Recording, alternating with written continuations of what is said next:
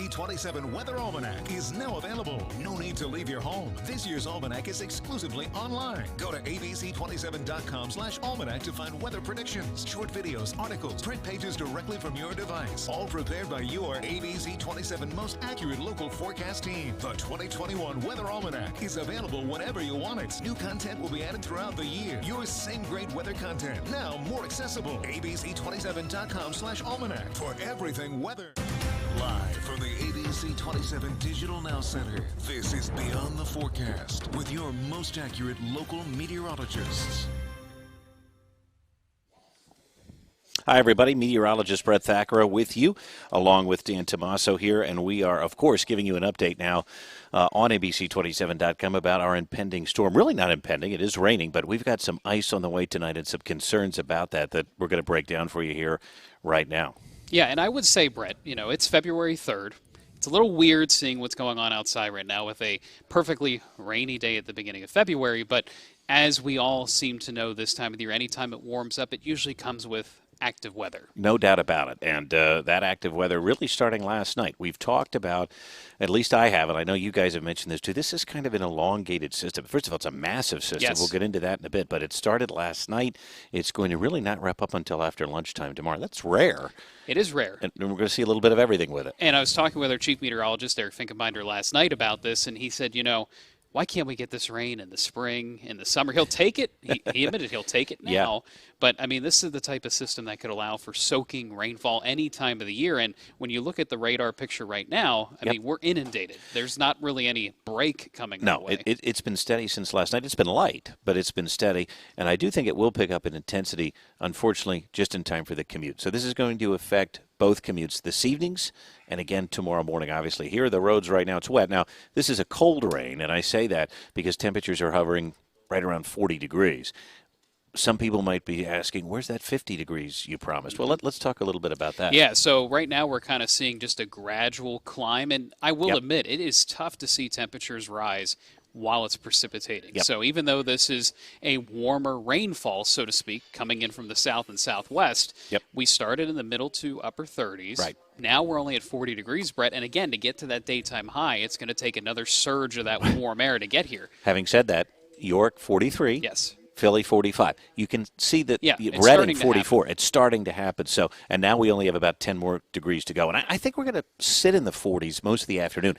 When we get this 50 degree, that's going to be this evening for a couple hours. Yes. Yes, it's not going to last long. It's not like we're going to feel like a warm, sunny day out there. No. That's not going to happen. But Nope. I put this on a loop for a reason because I wanted to show that temperatures have ticked up slightly Correct. over the last hour to 2 hours. So Yep. it is starting to happen, but let's zoom out and show you.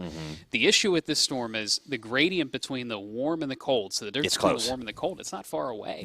No, it's not. And look at Pittsburgh. Yeah, right on the edge there. And again, let's review what this means. In the pink and purple coloration, that's a mix of sleet and freezing rain. White is obviously snow, and northern Pennsylvania getting 6 to 12 inches out of this. And I mentioned that this morning, if you watched on Daybreak, that parts of Pennsylvania will see close to a foot of snow from this. We are not going to see any snow. Maybe a flake or two on the backside of it. Flake or two, But this is going to be a rain to ice event for us. And so we're seeing that now. But I also want to make this point, Dan, I don't know if you can zoom out manually quick. This is a storm that goes from Maine all the way down into Texas, Arkansas. Look at how big this front is. It's huge. It's affecting a good part of the country. Let me see if I can do something on the fly here. This may or may not work. It's snarling travel. It's almost 1,700 miles long, this boundary. And it's just an impressive front. And on the northern edge of that boundary, it is snowing like the dickens in St. Louis and parts of Indiana and Ohio. 100%. It is raining at a pretty good clip here. So we're on the warm side for now. This is an interesting setup and one that we haven't seen that often. No, it's rare that we actually go from rain, cold enough, back to any type of wintry precipitation. It's hard to pull off because, again, the atmosphere, it's not, instantaneous. It's Correct. not happening right away. So again, this is a rarer setup that we start on the warmer side and end up transitioning to more of a period of slop. And speaking of slop, let's look out towards Pittsburgh because that change is starting to happen. So you kind of visualize this right now, and we fast forward to 4, 5, 6 a.m. That's what we're going to be seeing here. And I bring this up because look at temperatures there, Brett. 31 now in Pittsburgh. Exactly. 36 in Du Bois. So, again, it's happening, and we do have the power to tap into our Commonwealth Charter Academy camera. Easy enough for me to say in Pittsburgh. It looks fine right now. Yes, and I think, 31, very marginal. And that's going to be the question tonight. It's important to be prepared for an event like this. If it's still steadily raining at 30, 31 degrees tomorrow morning, I think a lot of us are going to be okay. Right. But the question is, what if it's lightly misting and drizzling at 28 degrees? Right. Then we have big problems. Yeah, the wild card is obviously the 1 to 2 inches of rain that come ahead of this. Because, again, it's not the normal setup for freezing rain. You just mentioned that a drizzle, light precipitation tends to ice up more. Correct. Right now, Duncannon has almost 3/4 of an inch of rain, at least on their way there. Chambersburg, the same thing. Warmleysburg, over a half inch. A little less to the east and southeast so far. Lebanon and Lancaster counties are actually our lowest numbers on our Toyota WeatherNet sites. But it is adding up, Yeah, and speaking of which, it's still damp in those areas. So, again, you mentioned this, that window of opportunity to get closer to 50 degrees doesn't happen until later this evening. Yep, and it's only going to be a couple of hours. And then even look by 11 o'clock, we're starting to crash back down again into the low 40s. This map shows a very good representation of what will happen. We're going to sit in the 40s most of the afternoon. But this evening's commute is going to bring heavy rain. Temperatures still in the 40s, but heavy rain during the evening commute. That's going to snarl traffic a bit. And then as we push into the first part of the overnight, we get that bump, that initial bump of temperatures. But after about 2 a.m., that seems to be the magic hour. Right. Northern tier counties start to slip below freezing. But you'll notice along Route 30, for example, still above freezing. But, Dan, take us into the morning commute. And it all starts to sink south and southeast. Now, again, is this too aggressive with the cold air moving in? We know cold air tends to move slow. Yep. Either way, look at Lancaster at 6:30, 34 degrees. Yep. If the model's off by 2 degrees, which is a reasonable error to assume, it could be 32, it could be 36. So we're towing that line carefully, but the rest of the viewing area looks like they'll be at or below freezing by that point. And I do think one of the things this model may have a bit overdone is the temperatures. I would expect more of a 28 to 30 degree range. Which is still something we need to be cognizant 100%. So that's going to be the issue. And then, of course, it lingers. Look at this. This is where it could become even icy. 10:30, 11:30 noon because of that lighter drizzle. Right. Yep. And that's the rates are important here. And again, there may be a snow shower mixed in there, but the bottom line is by Friday evening, things are improving. Now, let's take a look at rainfall totals again. There is some slight concern for local ponding of water, issues along the creeks and streams because of the ice buildup. That would be about all we're seeing with this. We're not inundated with rain here the last couple of months. The only real concern I have would be along the Susquehanna as we get warmer tonight that this ice could break up. But we're not talking about 2 or 3 days of temperatures in the 50s. This would have to be real quick for the ice to break up. Now, there could be an ice jam or two, but overall, that's about the only issue that I see. This is fresh data into us, as I was putting this presentation together. So this is somewhat concerning that a model is spitting out 0.2 of an inch of ice. Yes. That is enough to cause problems and even higher amounts to the west and northwest. So we know there's a lot of commuters from Mifflin, Juniata, Perry counties trying to head to the southeast.